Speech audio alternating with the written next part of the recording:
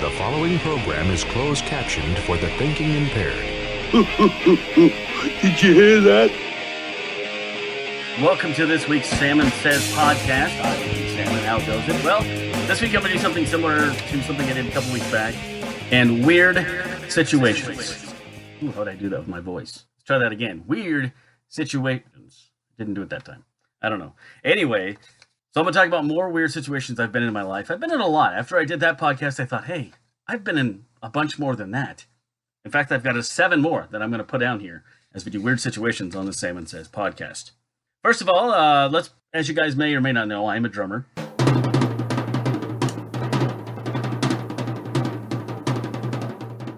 So I was trying out for a band years ago. I was living in San Diego, okay? They had an ad in this publication. I said, all right, I got a hold of them. They said, yeah, come on over. Here's where we live. It wasn't too far from where I lived. And, sit down and just jam with us a little bit. All right, so I'll try out. I get there. And they have a drummer. It's a girl. And she's looking at me, not knowing that apparently she's going to be out of the band, I guess. And I'm looking at her like, oh, I thought you were already out of the band. I didn't say that. So she drummed a little bit, and then I would sit down and drum on her set a little bit. And it was very weird. It was like, okay. So she's kind of wondering what I'm doing there. And I'm kind of wondering what she's doing there, because I would have thought that they would have had a drummer. Or if they had a drummer, they would have said something. If they needed a drummer, there wouldn't be one standing there. So I don't know if she knew that she was out of the band, or maybe she did know. Maybe she said, hey, I'm going to be leaving the band, and this guy's going to try out. But she was cool with me being there. She wasn't mean or anything, but she just kind of gave me this look like, who is this guy? What's he doing here? So yeah, that was one weird situation. The second one I have also has to do with music. Being kicked out of a band and not being told. I was in this rock band in San Diego back in 2003, 2004, right around there. We did some public access TV shows, which played in San Diego and in Los Angeles. I was the drummer of the band. And we did one kind of demo album with 2 songs on it, which I still have. All right, we used to practice a lot, once a week. We all got along really well. I think the one thing that made whoever it was decided to kick me out of the band, it was a boyfriend-girlfriend band. So it was the boy, the girl, the guy and the girl, and me. So anyways, I don't know. Somehow they agreed to kick me out of the band or something, but I was out and I didn't even know it. I think it was because one time we went to a show and he didn't have any backing vocals. I don't care if it was me. I don't care if it was the girl. I don't care if it was somebody out in the crowd. Somebody needed to come up there and sing some backing vocals. The songs just needed backing vocals. I like backing vocals in songs. All right. Frankly, he wasn't the greatest singer in the world. So, anyway, so I got to a show one time. I got a little early, and I was like, hey, I'm just going to talk to the sound guy and say, hey, get me a mic. So he gives me a mic. I'm not trying to be the lead singer. I'm just the drummer. I just wanted to echo some of the things he was saying or be backup vocals.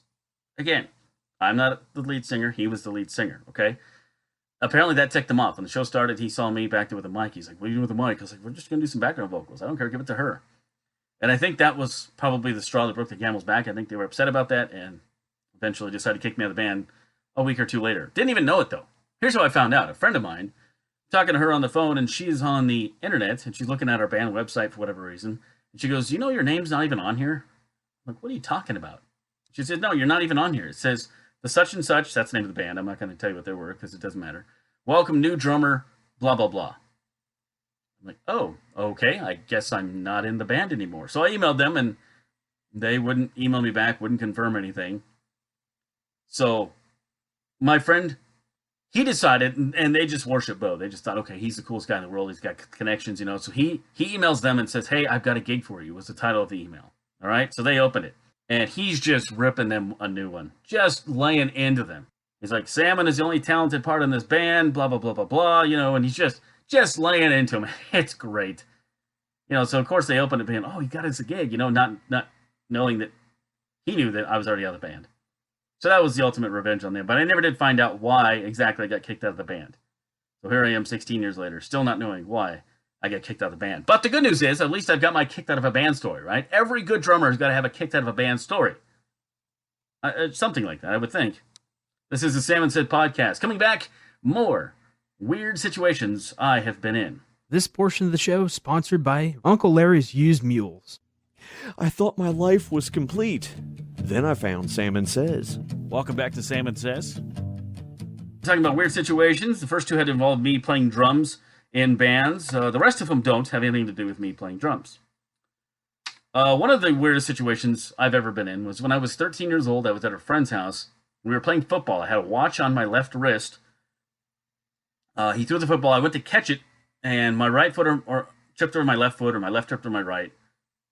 I was going straight back to catch it, and I caught the ball, but then I put my left hand down to brace my fall on an asphalt street. Yeah, not a good result. Broke my wrist, okay? So broke my left wrist, and I go to the hospital, and I have them look, they're supposed to be looking at it. I'm hurting. It's in pain. I'm 13 years old. Yeah, broke my wrist pretty good. So I get into x-ray, and this is after we already filled out all the paperwork while I'm there, everything like that. Get into x-ray, and I think I'm in there without my parents because I'm 13. And they go, okay, can you take off your shoes? And I go, okay. And I start to undo my shoes, and I'm like, can I ask why? And they said, oh yeah, we got to x-ray your foot. And I said, well, that's weird because I broke my wrist. You did? I'm like, yeah. And I look at the file sitting next to me, and I kid you not, the name on it was Judith Salmon. Okay, first of all, I'm not a girl.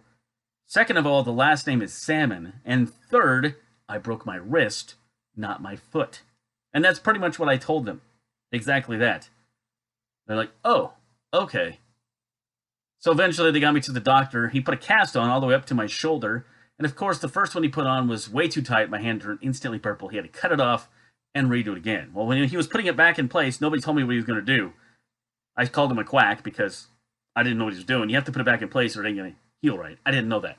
Anyways, he got the cast on, and it's healed since. The next year I broke my right wrist, but it was a hairline fracture. Didn't need a cast, just a splint. This time, no Judith Salmon. So I don't know who Judith Salmon is. She probably got her wrist x-rayed when she went in. She's probably like, why? Nice doctor's office, right? Yeah, it's California doctors for you. All right. Let's see. The fourth one I have, it happened a few years ago. I was bowling with the family, and we went to this local bowling alley, and they only had like 4 or 5 lanes. And we get there, and there's a church group there bowling. We're like, oh, I guess we should have called first, And they go, no, the kids can bowl over there. You come over. And I was like, what's going on? And they go, oh, we're bowling for Thanksgiving food. This is close. It was like October, early November or something. So you had a lane with, if you get a strike in the first lane, it was the turkey. If you get a strike in the second lane, it's all the fixings. If you get a strike in the third lane, it was the turkey and the fixings. All I had to do is get a strike. Apparently, they hadn't been there very long. So my kids are bowling, and I find the perfect ball for me, which is hard to do because I have a little tiny thumb. Find the ball, line up my shot. I'm not a good bowler by any means of the imagination. I'm not awful, but I'm not above normal either. For throw one ball, I get a strike. And the whole competition is over. I won the turkey, the fixings, everything. Everybody's done. I threw one ball.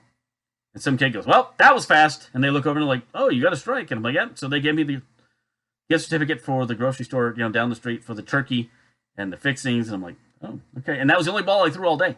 The kids kept bowling. My wife was bowling with them. And it's just like, okay, great. So I threw one ball and won a turkey and fixings and ruined everybody else's day. Happy Thanksgiving, everybody. We kept the turkey. I think we used it for Thanksgiving, or we used it for Christmas. And then we gave the stuffing or the fixings to the school, to kids in need that we needed more than we did. That's what I did with the certificates for that. But yeah, so one pin, and poof, got a strike, the whole game over. Ruin it for everybody. It is a 7 Says podcast. Number 5 is I used to go up to the university. I'd spend the week with my buddies or something. If I didn't have to work, I was only working part-time or something, kind of living at home, kind of trying to find myself after high school. So I'd go up there and I'd hang out at the dorm. I would just sleep on the floor at the dorm. And my 2 buddies shared a room, so I knew them both. And they were cool with it, and then they'd bring me food and stuff. And one time I decided to go to class with them. I thought, okay, I'm getting bored sitting here all day while you guys are in class. I mean, you can only play so many video games. The internet wasn't really that big a deal then. It was still kind of new. I mean, it was only a couple years old, so I didn't really surf the internet. Nobody had, smartphones or anything like that. So I kind of got bored sitting there all day. So I said, can I go with you guys to your night class? And they're like, well, it's like a 3-hour anthropology class. I'm like, that's fine. I'll go. All right. Well, there's only 25 people in this class or something. It's a smaller class for a university. It's at night, and we go, and I get there, and I guarantee the instructor or professor, whatever you want to call him or her, I don't even remember if it was a guy or girl. I think it was a lady. Anyways, I guarantee they knew I wasn't in that class. But I was paying attention. I was being, cordial. I was being quiet. I was listening. And so the instructor didn't really care. So eventually I started raising my hand because I had questions. And my buddies are like, what are you doing? I'm like, I got a question. They're like, you're not even in this class. I'm like, I have a question. I don't remember what the question was. or even if they answered it, to be honest with you. I just thought it was funny that I went to their anthropology class and sat there with them for 3 hours when the entire time the teacher had to know that I wasn't in that class because it was a smaller class. I was bored, okay? That's fun.